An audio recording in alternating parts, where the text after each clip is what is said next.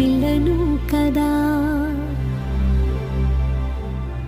మళ్ళీ తిరిగి అడుగేసేది వచ్చిపోయే చుట్టూలానే.